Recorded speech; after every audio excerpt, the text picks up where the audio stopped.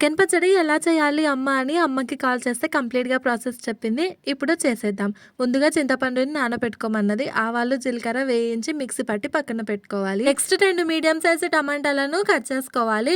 చిన్న చిన్న పీసెస్ లాగా కట్ చేసుకున్న చికెన్‌ను నూనెలో గోల్డెన్ కలర్ వచ్చే వరకి బాగా ఉడికించుకోవాలి. తర్వాత కట్ చేసి పెట్టుకున్న టమాటాలను కూడా కొంచెం ఆయిల్ వేసి బాగా ఉడికించుకోవాలి. అవి ఉడికాక నానేసి పెట్టుకున్న చింతపండును కూడా అస్సలే వాటర్ లేకుండా చింతపండు వేసుకోవాలి. లేకపోతే పచ్చడి తొందరగా ఖరాబ్ అవుతుంది. ఈ రెండింటిని బాగా ఉడికించుకొని మిక్సీ పట్టి పేస్ట్ చేసి పక్కన పెట్టుకోవాలి. చికెన్ నూనెలో గోల్డెన్ కలర్ వచ్చిన వెంటనే తీసేయాలి. అప్పుడే పీస్ చాలా సాఫ్ట్గా వస్తుంది. కొంచెం ఆడినా టేస్ట్ మొత్తం పోతుంది.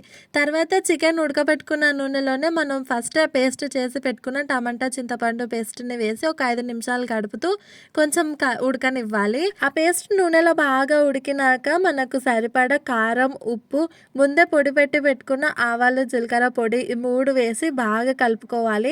నూనె మొత్తం పట్టేలా మంచిగా కలుపుకోవాలి. నేను ముందే తిరగవాత పెట్టడం మర్చిపోయినా. మళ్ళీ మధ్యలో తిరగవాత పెట్టి అందులోనే కలిపేసి ఒక 5 నిమిషాలు బాగా ఉడికించుకున్న తర్వాత మనం ఫస్ట్ ఉడకపెట్టుకున్న చికెన్ మొత్తంని ఇందులో వేసి మంచిగా నూనె, ఉప్పు, కారం అన్నీ పట్టేలా మంచిగా కలుపుకోవాలి. చికెన్ మొత్తం కలుపుకున్నాక ఒకవేళ నూనె కన్నా సరిపోకుంటే కాగబెట్టుకున్న నూనె వేసి కలుపుకోమన్నది అమ్మ.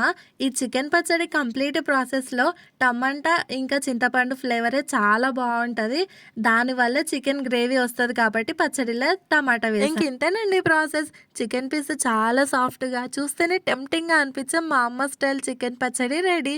ఫ్రిడ్జ్లో స్టోర్ చేసుకుంటే ఖచ్చితంగా 3 months వరకు అస్సలకి పాడవ్వదు. మీకు ఈ వీడియో ఎలా అనిపించిందో కామెంట్ చేయండి. మరిన్ని వీడియోస్ కోసం సబ్స్క్రైబ్ చేయడం మర్చిపోకండి. Bye bye.